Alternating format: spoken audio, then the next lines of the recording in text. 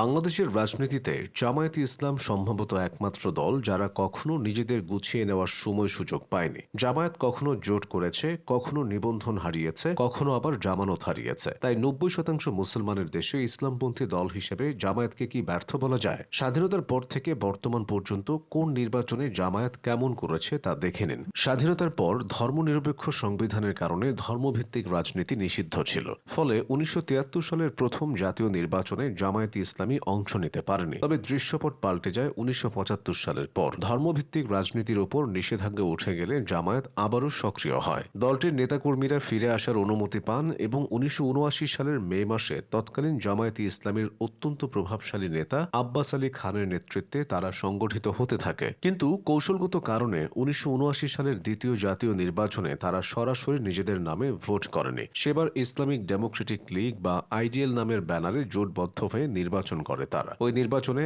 IDL মোট 20টি আসন পায়, যার মধ্যে জামায়াতের নিজস্ব নেতা ছিলেন 6 জন। এটাই ছিল স্বাধীন বাংলাদেশে সংসদে তাদের প্রথম প্রবেশ। এরপর আসে 80-র দশক, হোসেন মোহাম্মদ এরশাদের শাসনামল। 1986 সালের তৃতীয় জাতীয় নির্বাচনে জামায়াত প্রথমবারের মতো দলীয়ভাবে নিজেদের দাঁড়িপাল্লা প্রতীক নিয়ে এককভাবে নির্বাচনে অংশ নেয়। এই নির্বাচনে তারা 10টি আসনে জয়লাভ করে। এটি ছিল তাদের সাংগঠনিক শক্তির প্রথম বড় প্রদর্শনী। যদিও 1988 সালের নির্বাচন তারা অন্যান্য প্রধান দলগুলোর মতোই বর্জন করেছিল। জামায়াতে ইসলামীর নির্বাচনী ইতিহাসের গোল্ডেন ইয়ার বলা হয় 1991 সালকে। এরশাদ পতনের পর পঞ্চম জাতীয় নির্বাচনে তারা এককভাবে লড়াই করে। এটাই ছিল দলটির ইতিহাসের সেরা ফলাফল। তারা 18টি আসনে জয়ী হয় এবং সারা দেশে মোট ভোটের প্রায় 12.13% পায়। সবচেয়ে গুরুত্বপূর্ণ বিষয় হল ওই নির্বাচনে বিএনপি 140টি আসন পেয়ে সরকার গঠন করতে পারছিল না। তখন জামায়াতের 18টি আসনে বিএনপিকে ক্ষমতায় আনতে কিং মেকারের ভূমিকা পালন করে। বিনিময়ে তারা সংরক্ষিত নারী আসন থেকে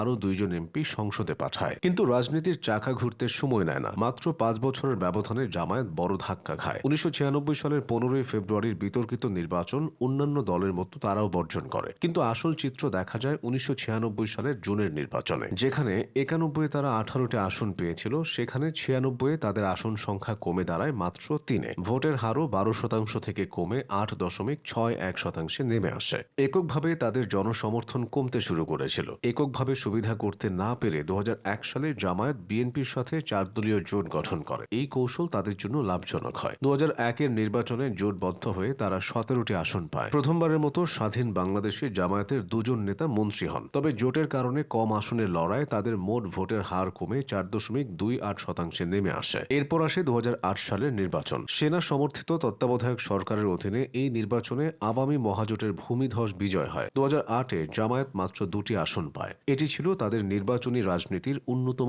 বড় বিপর্যয়। 2008-এর পর জামায়াতের রাজনীতি আর নির্বাচনের মাঠে সীমাবদ্ধ থাকেনি, তা চলে যায় আদালতের কাঠগড়ায়। 2013 সালে হাইকোর্ট জামায়াতে ইসলামীর নিবন্ধন অবৈধ ঘোষণা করে। কারণ হিসেবে বলা হয় তাদের গঠনতন্ত্র দেশের সংবিধানের সাথে সাংঘর্ষিক। নিবন্ধন হারানোর ফলে 2014, 2018 এবং 2024 টানা 3টি জাতীয় নির্বাচনে জামায়াতে ইসলামী নামে তারা অংশ নিতে পারেনি। 2018 সালে বিএনপির প্রতীকে তাদের কিছু নেতা নির্বাচন করলেও সংসদে যেতে ব্যর্থ হন। সারসংক্ষেপ করলে দেখা যায় 1991 সাল ছিল জামায়াতের জনসমর্থনের চূড়া, যেখানে তারা 12%-এর বেশি ভোট পেয়েছিল। কিন্তু এরপর এককভাবে তাদের ভোট ব্যাংক কখনোই 10% স্পর্শ করতে পারেনি। এখন সবার দৃষ্টি 2026 সালের জাতীয় নির্বাচনের দিকে। রাজনৈতিক বিশ্লেষকরা মনে করছেন দেশের পরিবর্তিত পরিস্থিতিতে এই নির্বাচন জামায়াতে ইসলামীর জন্য এক বিশাল পরীক্ষার ক্ষেত্র।